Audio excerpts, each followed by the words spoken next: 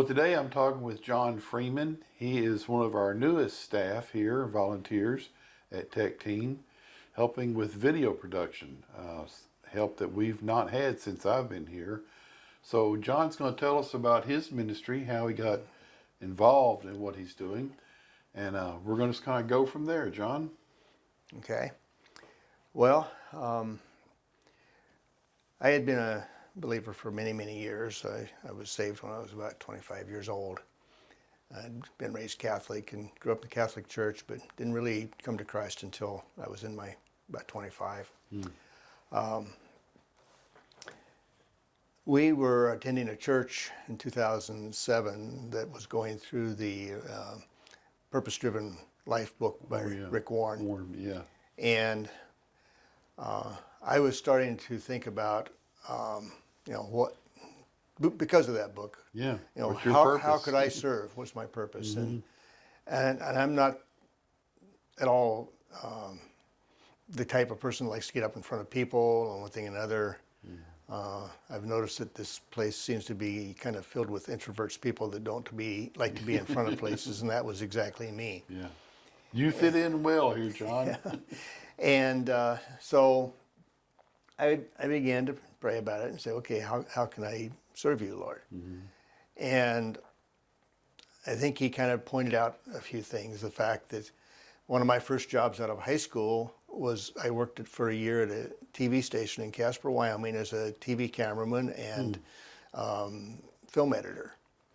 And he says, you've got that experience, you know about that. I've been in photography ever since I was about 8th grade. Mom and Dad gave me a camera when I was, for Christmas when I was in the 8th grade. And, and I always have enjoyed photography and one thing and another.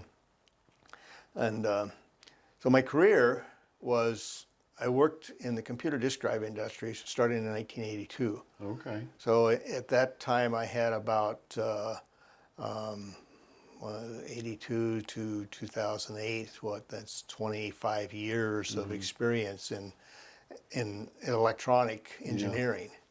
And so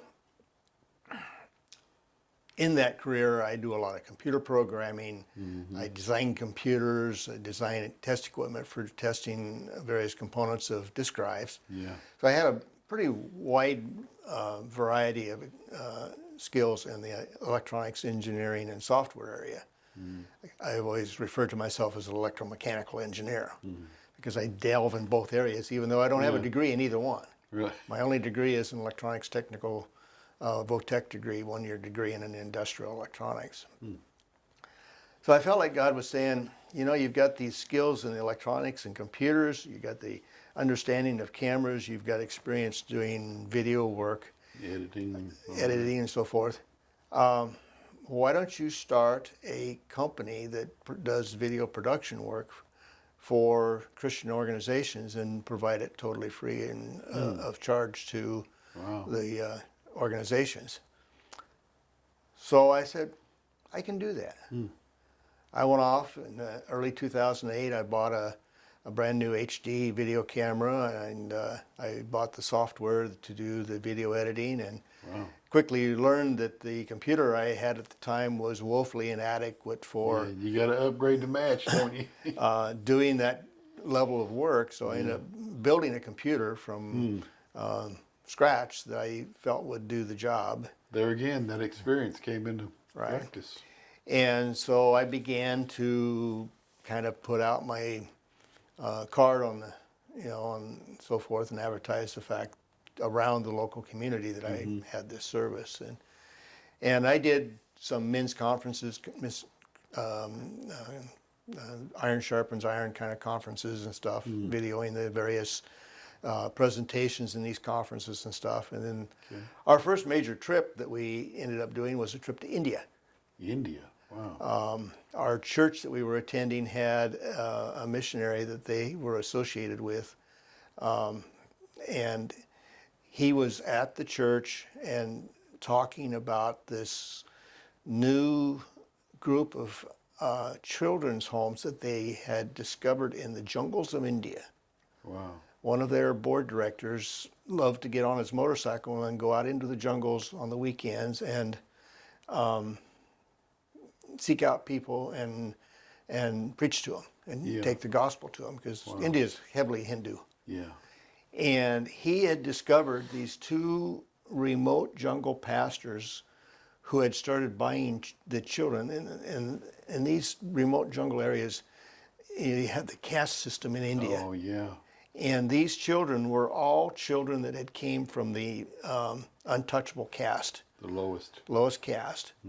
And because they have no birth control or anything like this, husband and wife start having kids, and there's more kids. By the time a child is up to 9 or 10 years old and they can actually be of some value as far as labor, it's not uncommon, in order to feed the rest of the family that's coming on behind them, for them to sell a child into indentured servitude, child slavery essentially, Yeah. in order to pay for food for the rest of them. They would sell a child for a bag of rice. Wow, that's sad. And this missionary was telling this story and asking the church to come alongside of them and help them support these two orphanages, essentially, is what they were, Yeah. children's homes. Children weren't necessarily orphans, but they'd basically been abandoned by their Yeah. families. And so the church said, yes, we want to go support these kids. And the pastor knew that I was doing this video stuff. In fact, I was volunteering at the church on Saturdays. We were recording the Okay. church service on Saturday evenings to be rebroadcast to some satellite churches Okay. on Sundays. And he came to me and he says, John, would you by any chance be interested in going over to India with a missionary, short-term missionary team to document what they're doing?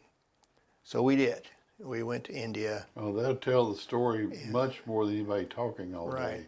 So we went over there, and I shot some 13 hours of video Wow. while we were there. And it was a very, typically they say you go over there to serve those people, but a lot of times people that are going on short-term missions, they end up getting a lot more out of the trip themselves spiritually than the people they went to serve. Yeah. And God came alongside of my wife and I in several ways that were just, I came back with a lot deeper faith than I went over there with. That story is way too long to talk about in this short thing, but it just really helped me with my growth. Yeah. So then I continued to do various projects off and on around the community, Yeah. and one thing or another. Now our next major trip was a trip to Thailand. We were in, my wife is actually from Singapore, Okay. and so we were in over there visiting her family. I had retired from Seagate Technologies in May of 2013, and I was in the process of transitioning to another job, but I had said I'm going to take about a 6-week vacation between these two jobs Okay. or whatever. And so we were in Singapore and Malaysia. Her sister lives in Kuala Lumpur, Malaysia. And we were there visiting her sister. And then we flew up to Chiang Mai, Thailand, where 2 missionaries from our church were serving. Okay. And we went to visit them. While we were there, Tim and Heidi, the one couple, took us out to another children's home up north of Chiang Mai. Wow. And there was an Australian couple there that was serving through pioneers that had established a children's home for the Thai throwaway children. And these were kids that were the babies from women that were involved in the underground, prostitutes, alcoholic, drug, and so on situations. These women would basically have a baby and just not want anything to do, abandon it. Yeah. And they were taking these children in and basically giving them, raising them, giving them a home, education, Wow. love. This Australian couple was just phenomenal. He was a farmer by trade, and he was They had about 40 acres there in Thailand, and he had a farm, and the older children were helping him on the farm, Raise learning to food, raise yeah. pigs and grow gardens and one thing and another. Yeah. She was a pediatric therapist, Okay. and she would use her pediatric therapy skills Yeah. to care for these children that were at this home. And one particular boy was Thai. He was born premature to an alcoholic mom. So he was born with fetal alcohol syndrome, severely premature. And they basically sent him home with mom with no typical care that we would see for a premature baby. They probably thought he's just going to go home and They basically sent him home to die. Yeah. And he was born so early that he didn't have the natural suck reflex. Oh. So whenever they tried to feed him with a bottle, he didn't know how to suck. And his older siblings kept him alive by feeding him rice water, the water that drained off of cooked rice. Really? They would drip it into his mouth. Wow. And when he was about 9 months old, this couple took him in. And he was somewhat crippled. He didn't have motor skills. Yeah. He was severely malnutrition. Yeah. And when we were there, he was about 18, 20 months old. And by that time, most children are starting to talk and able to walk and stuff. He was totally unable to walk. He couldn't walk at all. He communicated by just waving his hand and no verbal skills or anything. And they were caring for him. And my wife sat there and held him. And by that time, he learned to drink from a bottle. And my wife fed him with a bottle. And later on, it turns out that this couple, Tim and Heidi, that took us out there, at 66 years old, ended up adopting Ty. Really? He now lives in our hometown in Longmont, Colorado. So they brought him back to America? They brought him back to the state. It took them 4 years to get the U.S. government and the Thai government to let them bring him over here. Wow. Because of issues with child trafficking out of Thailand. Yeah. The U.S. government has put in very difficult restrictions on bringing children out. And so we did that trip in 2013. In 2016, we made a trip to Spain and did a video documentary on a hostel that Crew Lifelines owns in Laguna, Spain, which is on the Camino de Santiago Trail. Yeah. And they operate a hostel there for the pilgrims that are traveling on the Camino Trail. And they offer a free meal, a bed for the night for up to 9 or 12 people that are coming through. And as an exchange for the meal and bed, they have to listen to the Jesus film and hear testimonies from the people that operate the organization. And so meet the physical needs so you can meet the spiritual needs. right. And so we did that trip in June of 2016. Okay. We got home, and 3 weeks later, we flew to Cambodia. And a couple God said you busy, hasn't he? a couple that I had known from way back in the 1980s had started they'd gone to Cambodia in 1998 to plant a church. And as soon as they arrived and established this church, people started bringing children and abandoning them on the doorstep. Oh, wow. Newborn babies abandoned on the doorstep. And they'd bring them in and find somebody to take care of them, and more babies would show up, or children would show up. The Khmer Rouge just really did a lot of damage in that country in the 80s. And AIDS is rampant. And a lot of these babies were children of AIDS situations where the mother would actually die, and that was maybe the grandmother or an aunt or an uncle or somebody that was, here's this baby, what do we do with it? Give it to the church. And they started getting so many babies they didn't know what to do with. And my friend Ted, he met his wife Sue Munta, who is a Laotian princess in Laos in 1972 when he was serving with the Peace Corps over there. And he was there as an agronomist to teach the Laotian people how to raise rice with modern farming techniques. He had came back to the States. I met him in a church I attended in Northern Illinois during the mid-'80s, and raised his family and pastored a church there in Woodstock, Illinois for quite a few years. The church had grown to well over 1,000 people. And then he retires in '98 and goes with his wife to Cambodia to start churches. He says, I know how to raise rice. He goes out and buys a rice farm in central Cambodia and starts using his farming techniques that he's known for decades to raise rice. And the reason he had contacted me, he wanted us to come over and do a documentary of what they're doing and their dream and plan to expand that rice farm from 600 acres up to 1,200 acres. Wow. And build a dike and moat system around it to keep the floodwaters from destroying the rice during the flood washing season. it away. Store water for the dry season to have water to water another crop of rice. He had the vision with this system that he could do 3 crops a year on the land because they can grow all year round there. Okay. You know, Cambodia is not that far off the equator, so you know they have short season rice. They can raise 2 rice crops in 9 months, and then they can go in and raise another vegetable type of crop for the other 3 months. And so they rotate around 3 different crops a year. And You got to be able to control the water, though. they had to be obviously. able to control the water and, Yeah. and store enough water to carry you over through the dry season.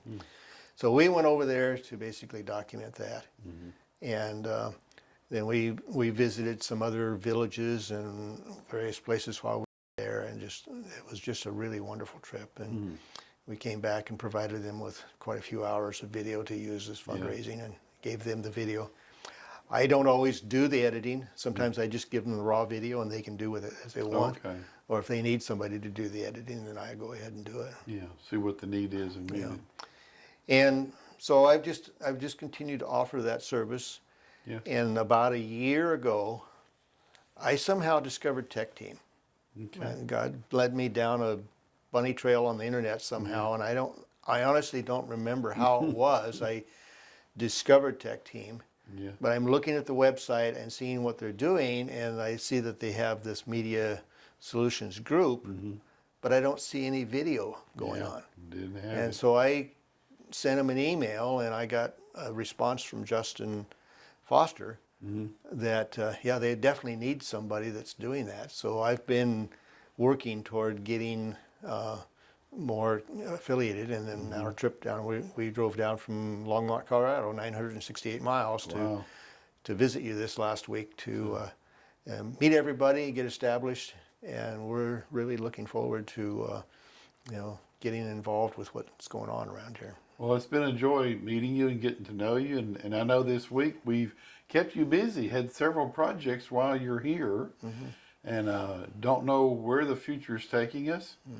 but I think there's a lot of possibility for, we may keep you busier than you wanted to be, John. I don't know.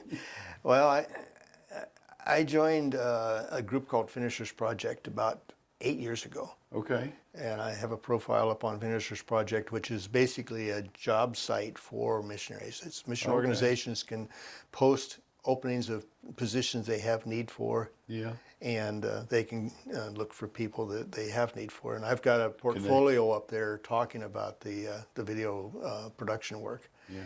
And one of the mottos there is finish well. You know, I'm 71 years old. I don't know how many more years the Lord's going to ask me to stay here on this earth, and how long I'm going to occupy this earth suit. Yeah. But while I'm here, it's our desire to be serving. Yeah. And, well, I feel like, even though I've never been to any of these countries you're talking about, but by you being a part of us now, I feel like we're already a part of works we didn't even know about. And I look forward to seeing what God's going to do with your ministry here. And Yeah. I know the projects you're working on now may take a while for them to be completed, but I'm really looking forward to seeing what God's going to do. Well, we have an RV, and we're looking at quite possibly coming down here late October, Okay. staying for 2 or 3 months. Just park out there and Park there out you there. go. I was excited to learn that you have an RV park that we can come down and stay in and serve. And I've just got to figure out, okay, what is it you need me to do down here? Can you keep me busy? So tell me, what has your experience been like now that you've been in the building, met some of the staff, and kind of got a feel for how we do things? What was your impression about TechTeam as a ministry, as an organization? I think my biggest, how would I say it, pleasant surprise, first off, is the fact that the people here are definitely people that have the skills to do the jobs they need. You've got licensed architects, PEs doing the architectural work. You've got very skilled graphics designers in the media department. You've got skilled software developers in the software department. They've got somebody like yourself that's dedicated, very specifically for the automotive leasing program. Skilled people. But the thing that's impressed me the most about the people here is their commitment to the Lord. As far as I know, I haven't met anybody here that isn't basically living off of support from supporters, and they're working truly as missionaries. They're dependent on other people providing them with support to do the work, and they're totally focused on serving God. And watching the chapels this week, as you guys have had chapel through the week, and just the common heart throughout the people that are working here with the desire to serve the Lord and to serve the people that are in the mission field that are taking the message to the people. Not all of us are cut out to be missionaries in Cambodia or Go speak in front of thousands of people or translate the scripture. And the typical missionary stuff that people, they don't think of a missionary sitting behind a computer or designing a building or holding a camera up and recording someone else. So, there's so many of us that we have skills, but we can't go to various foreign countries to do mission work. But we can certainly be behind the scenes and hold them up and support them in the work that they're doing. And that was what drew me to TechTeam from the very beginning when I first saw the website, when I realized that was kind of what they were doing. But this week here, I've realized just to the extent of what they're doing. Well, we're going to get you a name tag and a shirt so you make it official. So I didn't wear my name tag, but yeah, you didn't do the interview yesterday because you had a T-shirt on. And I completely spaced it this morning and put on a T-shirt. That's it. Well, we got to get you one that says TechTeam Advantage. Yeah, for sure. I don't know if that's what makes it official or not, but somewhere. But we feel like you're already part of the family. I know when I learned that we had a new staff person volunteer who was going to be, doing video work, I thought, wow, that's a void that we've had for a long time. Yeah. And I think many years ago they might have had someone who did some photography, but I don't think it's ever going to be. It was ever at the level of what you're capable of doing. I've seen some of your work, some examples, and I'm excited to see what the future is going to hold for us. Yeah. Well, we're excited to be part of it. All right.